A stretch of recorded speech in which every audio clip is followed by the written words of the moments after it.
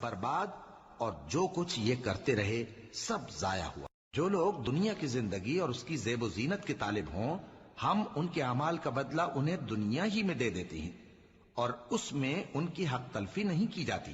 یہ وہ لوگ ہیں جن کے لیے آخرت میں آتش جہنم کے سوا اور کچھ نہیں، اور جو عمل انہوں نے دنیا میں کیے سب برباد۔ جو عورتیں تم کو پسند ہوں، 2 یا 3 یا 4 ان سے نکاح کر لو، اور اگر اس بات کا اندیشہ ہو کہ کئی عورتوں سے انصاف نہ کر ایک ہی عورت سے نکاح باندی سے تعلق رکھو جس کے تم مالک ہو۔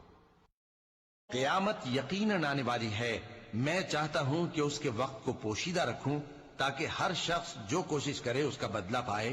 تو جو شخص اس پر ایمان نہیں رکھتا اور اپنی خواہش کے پیچھے چلتا ہے، کہیں تم کو اس کے یقین سے روک نہ دے، تو اس صورت میں تم ہلاک ہو جاؤ۔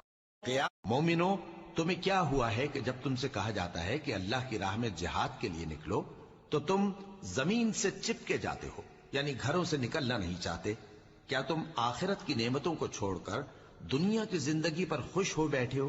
سو دنیا کی زندگی کے فائدے تو آخرت کے مقابل بہت ہی کم ہیں۔ اگر تم نہ نکلو گے تو اللہ تم کو بڑی تکلیف کا عذاب دے گا اور تمہاری جگہ اور لوگ پیدا کر دے گا اور تم اس کو کچھ نقصان نہ پہنچا سکو گے، اور اللہ ہر چیز پر قدرت رکھتا ہے۔ مومنو، تمہیں کیا ہوا ہے کہ جب تم سے کہا جاتا ہے کہ اللہ جو شخص عزت کا طلبگار ہے تو عزت تو سب اللہ ہی کی ہے، اسی کی طرف پاکیزہ۔ جن لوگوں کو تورات کا حامل بنایا گیا پھر انہوں نے اس کے حامل ہونے کا حق ادا نہ کیا، ان کی مثال گدھے کی سی ہے جس پر بڑی بڑی کتابیں لدی ہوں۔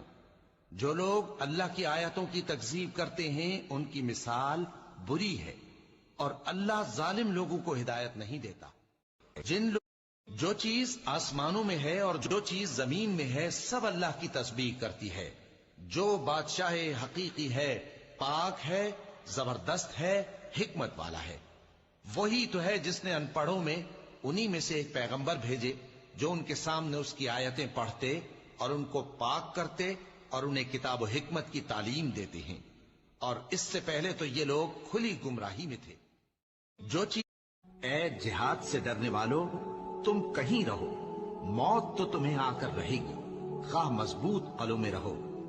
اور ان لوگوں کو اگر کوئی فائدہ پہنچتا ہے تو کہتے ہیں یہ اللہ کی طرف سے ہے، اور اگر کوئی مصیبت پہنچتی ہے تو اے پیغمبر تم سے کہتے ہیں کہ یہ آپ کی وجہ سے ہمیں پہنچی ہے۔ کہہ دو کہ رنج و راحت سب اللہ ہی کی طرف سے ہے۔